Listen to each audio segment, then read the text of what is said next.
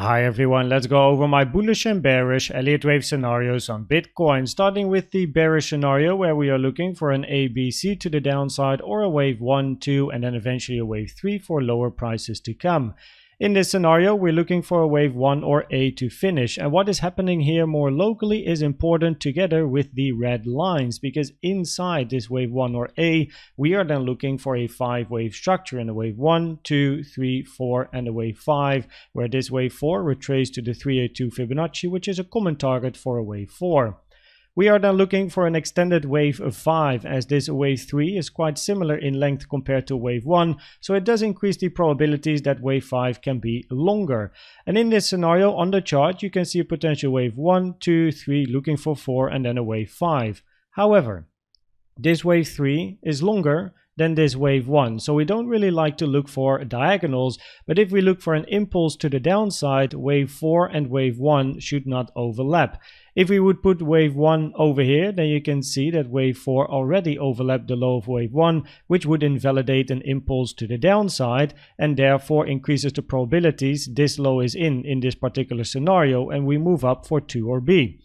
If price, however, can also take out this low, that would give extra confirmation of this wave 4 being invalidated, where then all the different counts, all the different numbers are pretty much going to move one high or one low to the left, and then we're going to have a scenario like this where 1 or A is finished, and we're going to be looking for a bit of a move towards the upside in wave 2 or B. These fibs here are taken from the high to the low, with the 382 to the 886 being the common target for wave B, 42.5 to 47.8k, and the common target for a wave 2 is between the 05 and the 786, which is between 43.8k and 46.8k. Now in this area, there's a couple of resistance areas that are important to know about. First of all, the blue box, 42.5, 42.7.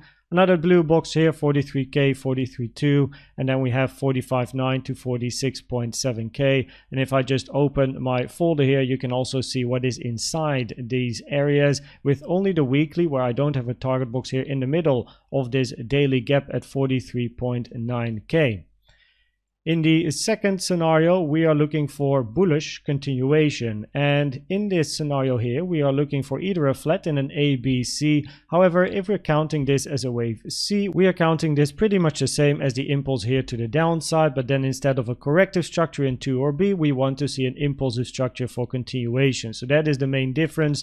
The other scenario here would be a WX and then a wave Y. This wave X hit the 0.236 fib taken from the high to the low of W, which is very rare for a wave X, so that's something to keep in mind.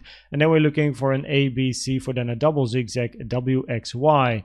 Now in this wave C over here, we can already count a potential finished impulsive structure to the downside in wave C over here. But again, to get more confirmation, you would like to see the 0.618 hit, which is taken from the high to the low, to invalidate a potential wave 4, increasing the probabilities for continuation to the upside. Also, this 0.618 is pretty much at the same level as this low over here, as you can see. So that is an important level, 40.6k.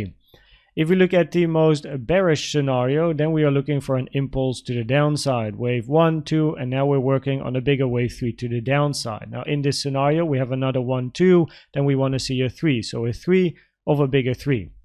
Wave 3 usually has the highest amount of volume, it's the biggest move, it's the most impulsive, and we really want to see volume increasing and big candles to the downside, which at the moment is not what we get. The volume is slowing down, at least on my chart here, but we also don't really see the impulsivity that we would like to see for a wave 3 here.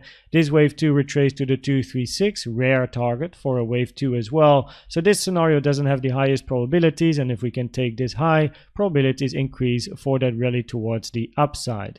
Now here we have the diagonal and then a wave 1, 2, 3, 4, 5, and I explained this diagonal yesterday and the previous days in more detail, but after this low is in and we got a bit of information, we got to look for this wave 4, but then we also have to look for this wide line overlap.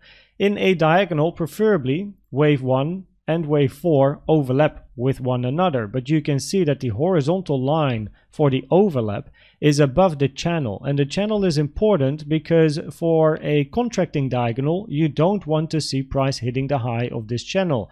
You want to see price making a high somewhere here, right inside the target area over wave 4, but at the same time we want to see overlap. But we pretty much can't have overlap anymore without hitting the high of the channel. The moment price hits the high of the channel, we have to think about an expanding diagonal, but an expanding diagonal is very rare and therefore never preferred, lowering the probabilities of this particular scenario.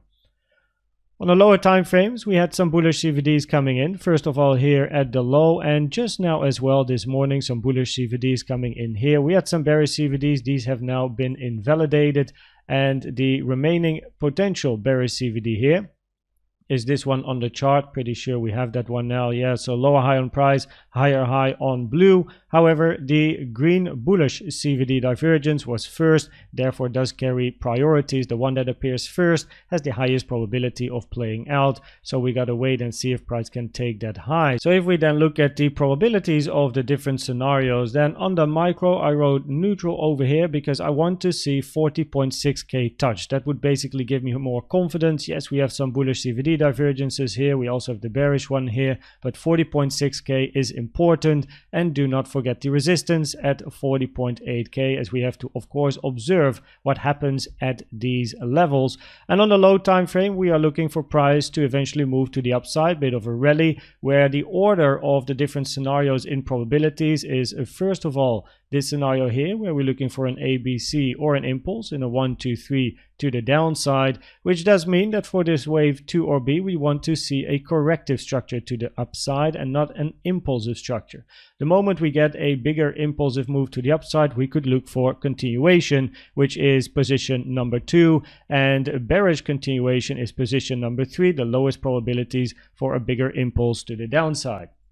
I hope that this video was helpful or valuable to you. Please check out the most recent educational video I've made about the best trading indicator you can use. And for now, thanks for watching and subscribing, and I'd like to see you at the next one. Bye bye.